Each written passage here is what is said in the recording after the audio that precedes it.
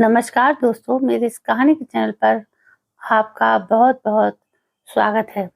कितनी मस्त और खूबसूरत लड़की थी रिया, जो भी देखता दीवाना हो जाता उसका। बातें इतनी मीठी करती कि लोग चिपक के रह जाते उससे। बात-बात पर ठहाके लगाना और हर मुसीबत को चुटकियों में सुलझाना उसे खूब आता था। अपनी इन्हीं सब विशेषताओं की वजह से पूरे कॉलेज में सबकी जुबान पर बस एक ही नाम था, रिया रिया। नया नया कॉलेज ज्वाइन किया था उसने, लेकिन बहुत जल्दी पॉपुलर हो गई थी। कितनी ही टैलेंटेड लड़कियों से घिरी रहती थी वो। लड़के उससे एक बात करने को तरसते। पहले ही कॉलेज के फंक्शन ने मिस फ्रेशर का ताज उसके सिर पर सजा दिया था। जहां वो मिस फ्रेशर थी, वहीं करण मिस्टर फ्रेशर बना। उसने मुस्कुरा के रिया को बधाई दी और रिया ने भी उसे मुबारकबाद दी।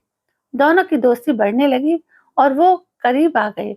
उन्हें करीब लाने वाली थी करण की चचेरी बहन दिशा, जो साधारण फीचर्स वाली एक चुलबुली सी लड़की थी, जिसने ये महसूस कर लिया था कि सिया की कमजोरी अच्छा संगीत है और उसका भाई करण बहुत अच्छा गायक है।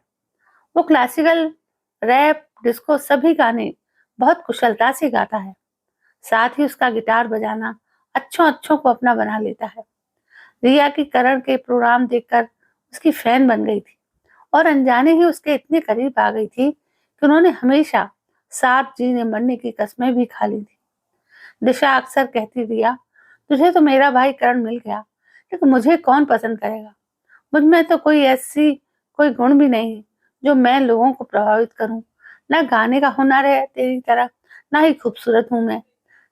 तेरा दिल सोने का है, चमकीला दूध सा उजला है, देखना तुझे कोई बहुत प्यार करने वाला ही मिलेगा। रिया कहती तो मुस्कुरा के रह जाती। फिर कॉलेज स्पोर्ट्स डे में दूसरे कॉलेज की टीम्स आई थी। करण बहुत अच्छा फुटबॉल प्लेयर भी था। कई मैच उसने कॉलेज को अकेले अपने दम पर जिताए थे। वो अपनी टीम का हीरो था। सुना है गवर्नमेंट कॉलेज का कोई प्लेयर, शायद सुजीत नाम है उसका, बहुत कमाल खेलता है। उसे लोग मैसी कहते हैं। अपनी टीम का दिशा अपनी टीम का दिशा ने बताया, हमारे करण के आगे सब भीगी बिल्ली बन जाते हैं, चाहे मैसी हो या रोनाल्डो। रिया ठहाका लगा के हंसी दिशा की बात पर। निश्चित दिन उसका मैच हुआ। सुजीत बहुत ही हैंडसम और कुशल प्लेयर था। वो अपनी टीम का कैप्टन और गोलकीपर था। उसके गोल पर होते कोई गोल कर दे, ये लगभग असंभव था। इतना फुर्तीला, चौकन्ना और बाज सा झपटता फुटबॉल पर कि विरोधी खिलाड़ी भी उसकी प्रशंसा किए बिना ना रह सके। रिया को तो शायद पहली बार कोई इतना पसंद आया था। क्या खिलाड़ी है, जितना हसीन दिखने में उतना ही गजब खेलने में। उसने ठंडी आह भरते हुए कहा, ए मिस करण चहका, क्या इरादे हैं। तुमने किसी और को देखा तो आंखें फोड़ दूंगा। वो हंसते हुए बोला, ना ना जानू, तुम्हारे साथ कोई नहीं, लेकिन कसम से अगर पहले मिल गया होता तो तुम्हारी तो छुट्टी कर देती। ऐसा? उसने आंखें तरेरा और रिया खिलखिला दी। दूसरी तरफ दिशा सुजीत पर अपना दिल हार चुकी थी। क्या खेलता है, क्या दिखता है, हाय, मैं तो सच में मर मिटी इस पर। खेल खत्म होने के बाद दोनों टीम के प्लेयर्स ने हाथ मिलाया। कर्ण ने सुजीत की खुलकर तारीफ की। ये माना कि वो बहुत अच्छा खेलता है। दिशा ने सुजीत से ऑटोग्राफ लिया। वो मुस्कुराया, मैम, मैं इतना भी बड़ा प्लेयर नहीं कि आपको ऑटोग्राफ दूं। मेरे लिए तो आप इंडिया के सबसे बड़े प्लेयर हो। बेबाकी से वो बोल पड़ी और सुजीत उसकी आंखों में देखकर मुस्कुरा दिया। वरुण ने करण ने बताया कि ये लड़की उसकी छोटी चचेरी बहन है और सुजीत मुस्कुराया, फिर तो इनसे मुलाकात होती रहेगी। सुजीत को दिशा की मासूमियत भा गई और वो उस पर फिदा थी। दिशा रिया के पीछे लगी थी। तू तो बहुत स्मार्ट है, हर लड़का तेरे चक्कर में आ जाता है। कुछ टिप्स मुझे भी दे, जिससे मैं सुजीत का ध्यान खुद की ओर खींच सकूं। रिया मुस्कुराकर कहती, तेरे बस का ये रोग नहीं। सच पूछो तो वो बहुत सुंदर लड़की डिजर्व करता है। तू बुरा मत मानना, पर वो तेरे से नहीं पटेगा। बेचारी दिशा अपना सा मुंह लेकर चुप रह गई। उसे लगा ये गलत तो नहीं कह रही, मैं हूँ ही साधारण, लेकिन होनी तो होकर ही रहती है। सुजीत करण से मिलने आता और दिशा से जरूर मिलता। उसे वो बहुत सीधी और मासूम लगी और एक दिन उसने करण के साथ जाकर उसके चाचा जी से दिशा का हाथ मांग लिया। बहुत जल्दी कॉलेज खत्म होते ही उनकी खिलाड़ी कोटे से बढ़िया जॉब लग गई और करण और सिया, दिशा और सुजीत विवाह बंधन में बन गए। रिया को हमेशा ही दिशा से एक डाह रहती कि ये इतनी साधारण है और इसे इतना खूबसूरत दूल्हा मिला, जबकि मैं सुंदर हूँ, इतनी रूपसी हूँ और मुझे करण मिला। पर घर गृहस्थी में फंसकर वो धीरे धीरे ये सब भूलने लगी। समय के चलते रिया करण एक प्यारे से बेटे के बाप बने और उनका बेटा रेहान बड़ा ये प्यारी बातें करता और उनकी बुआ फूफा की तो वो आंखों का तारा था। दरअसल सुजीत और दिशा के कोई बेबी नहीं हुआ था और उन दोनों को ही बच्चों से बहुत प्यार था। उन्होंने हर जगह जाकर मन्नत मांगी, दुआएं की, पर भगवान को उन्हें इस खुशी से नहीं नवाजना था। शायद वो दोनों रेहान को ही अपने बच्चे जैसा प्यार देते, उसके लिए महंगे खिलौने लाते, काफी काफी वक्त उनके घर ही गुजारते। सुजीत के यूं आसपास रहने से रिया भी खुश रहती। कहीं बहुत सारे गहरे से उसे एक अनजान खुशी मिलती दिल में। सुजीत ने दिशा से शादी की जो उसे एक बच्चा भी ना दे पाई। उसे लगता है कि कभी ना कभी उसका दिल अपनी पत्नी से भर ही जाएगा इसी वजह से। लेकिन सुजीत अपनी पत्नी से बहुत प्यार करता था। उसे कभी महसूस नहीं होने देता था कि वो बच्चे की चाह में घुलता है। दिशा उससे कहती, तुम दूसरी शादी कर लो, तुम्हें बच्चों का कितना शौक है, और वो उससे नाराज हो जाता, कहा ना तुम ही मेरे लिए बच्चा हो। वो उसे दुलारता हुआ कहता तो वो उसके सीने से लग जाती। हम अक्सर रिया उन्हें सलाह देती कि वो बच्चा गोद ले ले। उसकी जानकारी में दो एक बच्चे थे, पर सुजीत को अपना ही बच्चा चाहिए था। वो दूसरे के बच्चे के लिए तैयार नहीं था। फिर करण ने सुजीत को बताया कि एक नई पॉपुलर तकनीक के विषय में कि वो थी सैरोगेसी के माध्यम से बच्चा पैदा करना। क्या बात कर रहा है तू यार, सुजीत चहका। क्या सच में ये संभव है? क्यों नहीं, हमारे बॉलीवुड के कितने अभिनेता अभिनेत्री इसे अपना चुके हैं और स्वस्थ सुंदर बच्चे पा चुके हैं। फिर वो चाहे शाहरुख खान हो या तुषार कपूर, करण जौहर हो या आमिर खान, लेकिन ऐसी स्त्री हमें कहाँ से मिलेगी? फिर बच्चे में हम अपने संस्कार कैसे डालेंगे? वो उलझन से बोला, देखो जेब भरी हो तो क्या काम संभव नहीं, उसे पूरे प्रेगनेंसी के साथ रख लेना, दिशा जैसा चाहे ढाल लेगी उस अनजान औरत को। फिर तुम उससे ये काम फ्री में करवा नहीं रहे हो, मुंह मांगी कीमत भी तो दोगे उसे इसकी। पता नहीं, मेरा मन नहीं मान रहा। आखिर बच्चे में माँ का प्रभाव तो बहुत ज्यादा होता है, अगर माँ ही ठीक ना हो तो ऐसी औलाद का क्या फायदा? सुजीत खुद को तैयार नहीं कर पा रहा था इस बात के लिए। मतलब तुम चाहते हो कि इस काम के लिए कोई जानवर जानकर लेडी हो, वो ऐसे भी कहाँ मिलेगी? ज्यादा सोचो मत और मेरी बहन को ये खुशी दे दो सुजीत।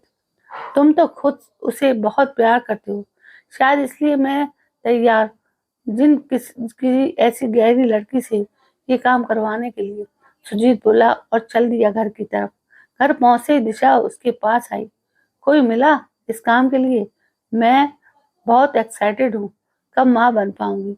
मैं भी इस काम के बाद। तुम्हें क्या हो गया है दिशा? कोई औरत मेरे करीब रहेगी, तुम बर्दाश्त कर लोगी? सुजीत भावुक होते हुए बोला, लेकिन इतना औरत तुम्हारे करीब क्यों आएगी? वो काम तो डॉक्टर कर लेंगे। कई केसेस में वो तो औरत उसका चेहरा भी नहीं देखती जिसका अंश अपनी कोख में पालती है। बहुत जानकारी हासिल कर रखी है तुमने, क्या बात है? तो तुम नहीं मानोगे। दिशा रुआसी हो गई। प्लीज रो मत, मैं कुछ सोचता हूँ। सुजीत सोचने लगा। उसे सोच में पड़ा देखकर रिया बोल पड़ी, अगर तुम्हें आपत्ति ना हो तो क्या ये काम मैं करूं?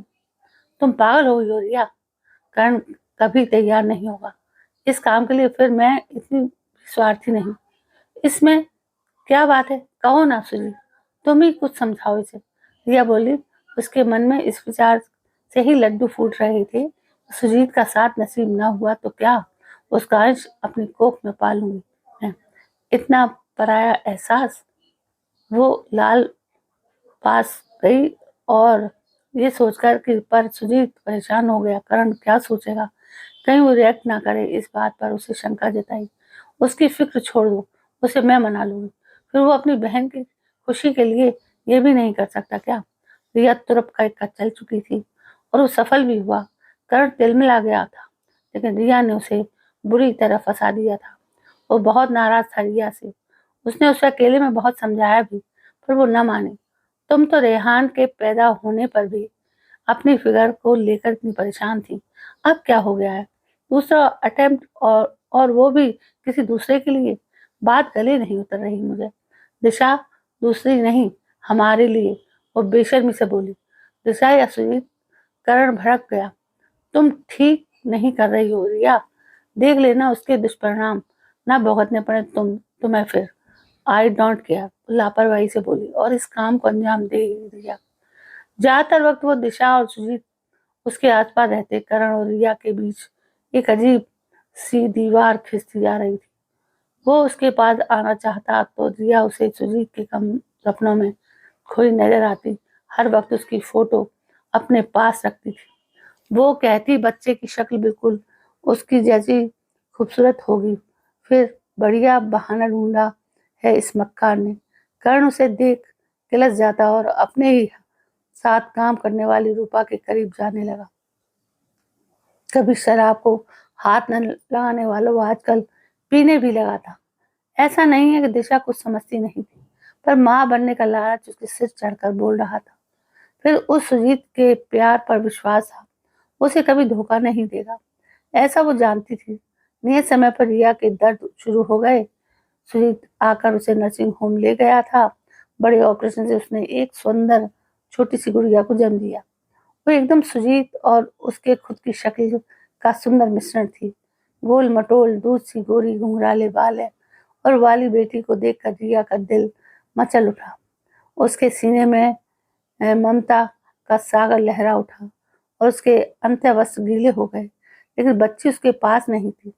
उसने बेचैनी से नर्स से पूछा, मेरी बेटी कहाँ है सिस्टर? मुझे उसे फीड कराना है। वो तो उसके पेरेंट्स ले गए अपने साथ, सिस्टर ने बताया। आपके लिए वो ये पत्र दे गए हैं। एक पत्र, एक ब्लैंक चेक था एक लिफाफे में।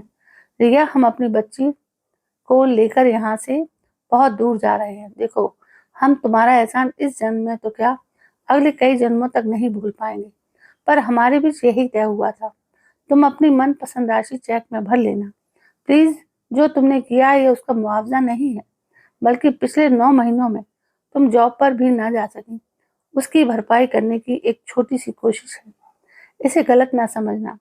तुम्हें बिना बताए जा रहे हैं, इसका अफसोस है, पर तुम राजी भी तो ना होती आसानी से।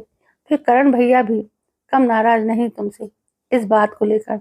उन्हें मना लेना, वो बहुत अच्छे हैं, मान जाएंगे जल्दी। दिशा। रिया वाक थी।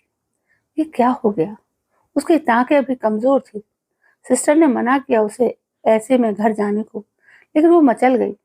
करण और रेहान मुझे मिलने भी नहीं आए कितने दिनों से। मैं हर हालात में आज ही घर जाऊंगी। वो लड़खड़ाते हुए घर गई। वहां लॉक था। पड़ोस वाली शांता ने उसे चाबी दी और एक पत्र कांपते हाथों और धड़कते दिल से उसने पत्र खोलकर पढ़ना शुरू किया। सिया, आज से हमारे रास्ते अलग हो रहे हैं। मैं रेहान को लेकर जा रहा हूँ यहाँ से दूर और अपनी साथी डॉली से शादी कर रहा हूँ। तुमने मेरे प्यार का मजाक उड़ाया, अब मैं तुम्हें नहीं रोकूंगा। तुम अपने नए परिवार के साथ खुश रहो। तुम जैसी आजाद ख्यालात वाली लड़की से अब मेरी और नहीं निभेगी। करण। रिया वहीं चकरा कर गिर गई। आज उसे 2 तरफ से झटका मिला था, और ऐसा झटका कि वो कहीं की ना रही, ना घर की रही, ना घाट की। उसकी आंखों के सामने घना अंधेरा छा गया था। तो दोस्तों, रिया किस कसूर की सजा वो उसे मिली है? उसने तो कोई कसूर नहीं किया, लेकिन हाँ, मन का लालच उसे ले डूबा। एक क्षणिक प्यार के सहारे वो अपने खुद के परिवार को उसने तिलांजलि दे दी। दोस्तों, ये कहानी आपको कैसी लगी? यदि कहानी पसंद आई तो प्लीज मेरे इस चैनल को सब्सक्राइब करें, लाइक करें, शेयर करें और कमेंट करें। कल मैं फिर हाजिर होती हूँ एक नई कहानी के साथ। तब तक के लिए जय हिंद, वंदे मातरम।